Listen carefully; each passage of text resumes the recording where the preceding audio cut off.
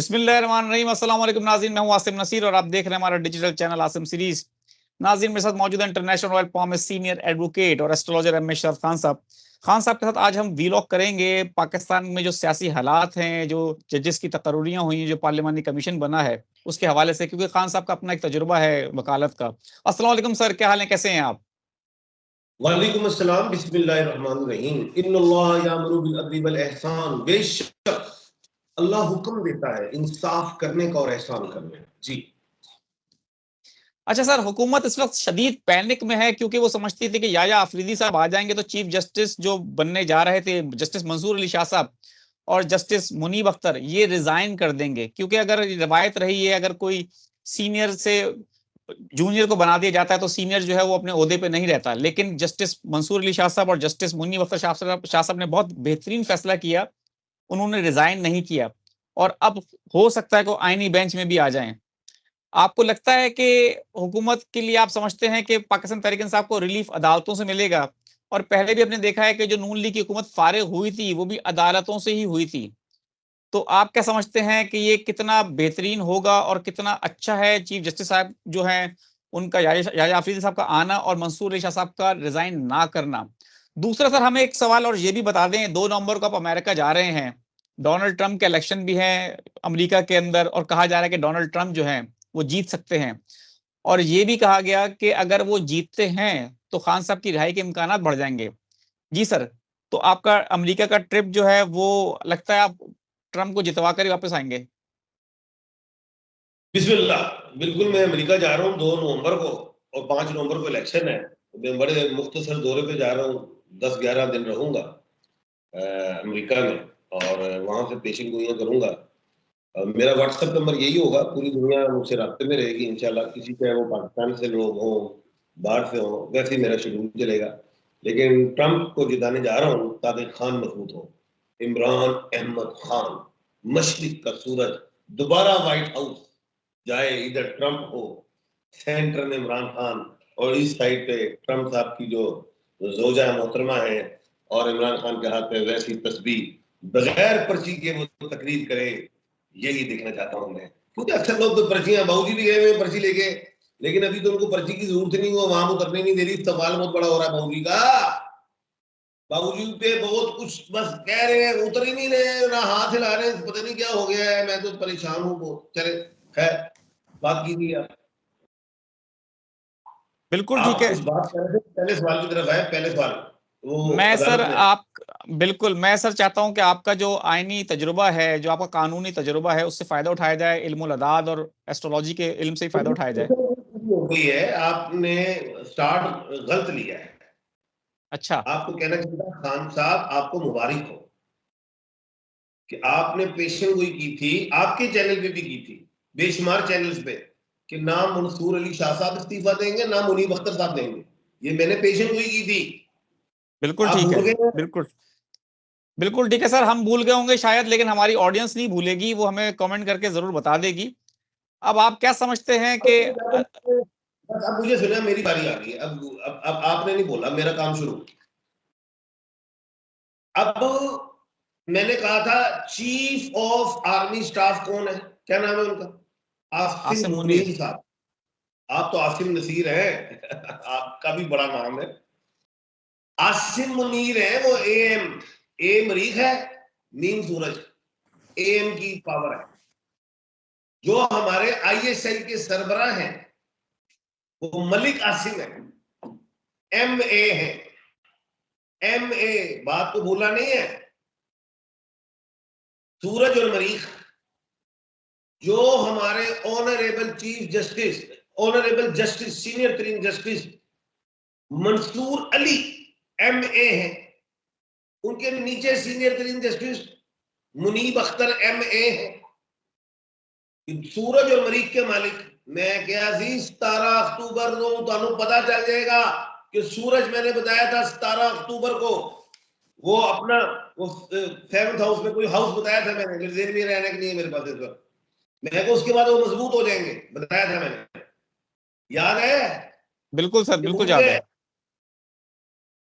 और मंसूर अली शाह साहब बैठे भी नहीं, फुल कोर्ट में चले गए।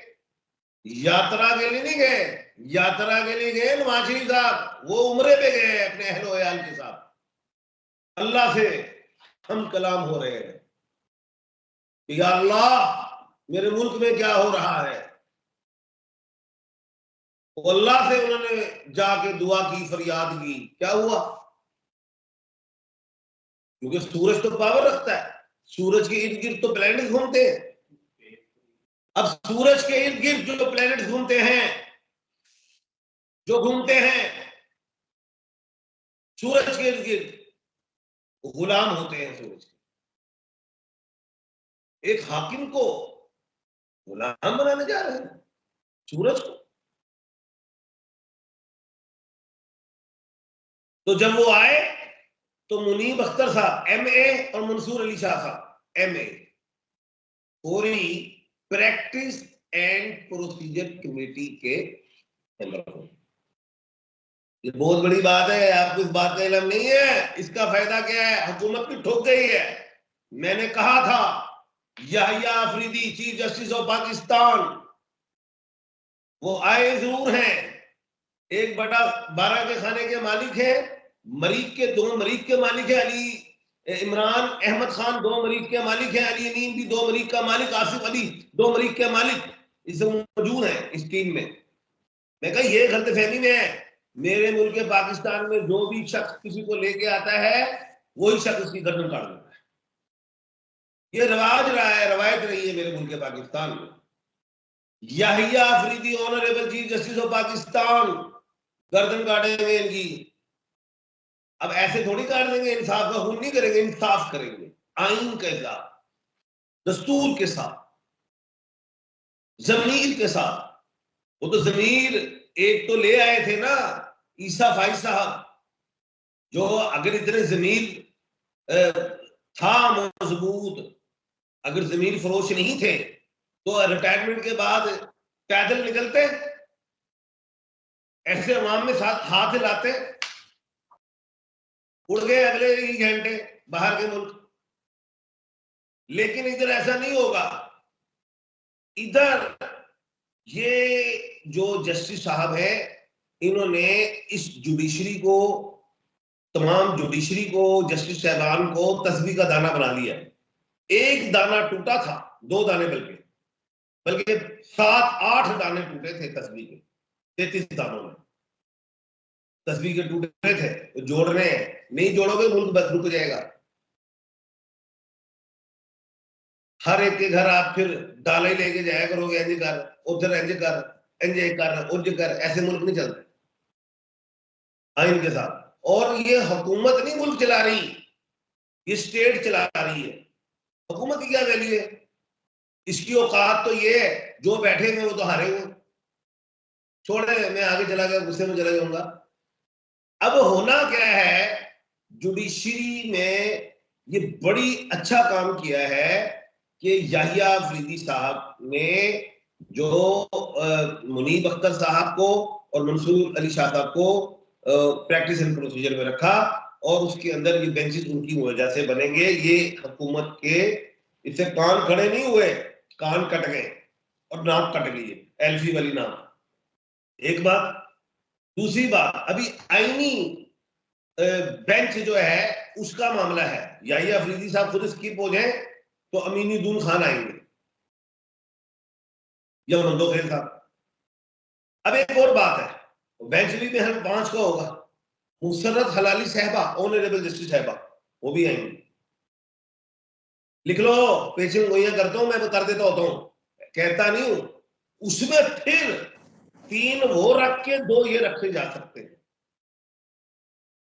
3 कौन से? एक अमीनुद्दीन खान साहब हो गए, एक मंदोखेल साहब हो गए, एक मुसर्रत हलाली साहबा हो गए, ऑनरेबल जस्टिस साहबा। तो फिर इनमें 2 रखे जा सकते हैं, मंसूर अली शाह साहब भी और मुनीर अख्तर साहब भी, ताकि 3-2 का मामला रहे, ताकि हम अवाम को दिखाएं इंसाफ होगा। और अगर 3 हो गए इधर, मिसाल हो जाते हैं, मुनीब अख्तर साहब हो जाते हैं, मिसाल है हो जाते हैं क्या कहते हैं अतहर मंसूर मिनल्ला अली साहब भी हैं, हो जाते हैं, मिसाल हो जाते हैं, आयशा मलिक साहबा हो जाती हैं, मेरी बहन है, बाजी है मेरी, अल्लाह उन्हें और तरक्की दे। मुझे लगता है आयशा मलिक साहब भी आ सकती हैं, मलिक साहबा, ऑनरेबल जस्टिस साहबा।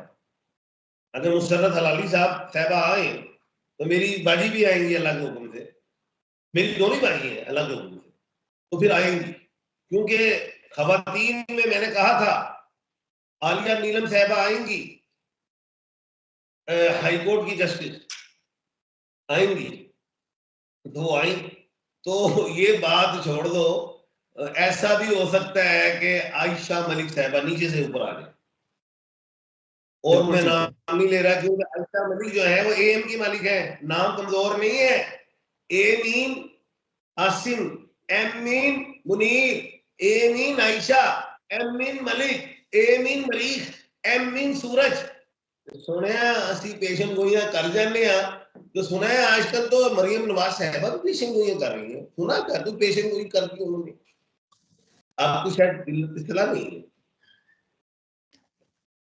सर करती तो रहती हैं, मरियम नवाज के अलावा पीपल्स पार्टी के भी लोग हैं पेशन गोइयां कर रहे हैं, पेशन गोइयां तो बहुत सारे लोगों ने शुरू कर दी हैं, अब आपके देखा देखी। आज मरियम नवाज साहबा हमारी बाजी हैं, बड़ी बहन है मेरी, उन्होंने कहा ये हुकूमत फारक, कितना सियासत फारक। मैंने कहा वजीर आला पंजाब की अब पेशन गोइयों में आई, पेशन गोइयां तो मेरा काम है करना, 40 साल से कर रहा हूं, और मैं प्रोफेशन जेलिसी नहीं ले रहा। क्योंकि पगाड़ो साहब जो फोत हो गए अल्लाह उनको जन्नत में जगह दे, वो करते थे, या मौलाना साहब ख्वाब भी देख रहे, उनकी बात को सब मान लेना चाहिए। उन्होंने कह दिया मरियम नवाज साहबा ने, जिसका मफहूम ये पीटीआई फारक, मैं सोच रहा हूं कि उनसे गलती होगी, ओपिनियन होगी, प्रिडिक्शन नहीं होगी, स्क्रिप्ट टांगो। मैं ये समझता हूं उन्होंने ये कहा होगा अब जेल फारक, इमरान खान बाहर आ रहे हैं, अब हुकूमत फारक, ये इंटरप्रिटेशन कर रहा हूं जी। बिल्कुल ठीक है सर, बहुत बहुत शुक्रिया हमें वक्त देने के लिए। नाज़रीन, यहाँ हमारे वीलॉग का वक्त खत्म हुआ, मुझे और अहमद शाद खान साहब को दें इजाजत। आखिर हमारा वही पैगाम है, मुस्कुराएं, प्यार बांटें और अपने आसपास के लोगों का ख्याल रखें। अल्लाह हाफिज।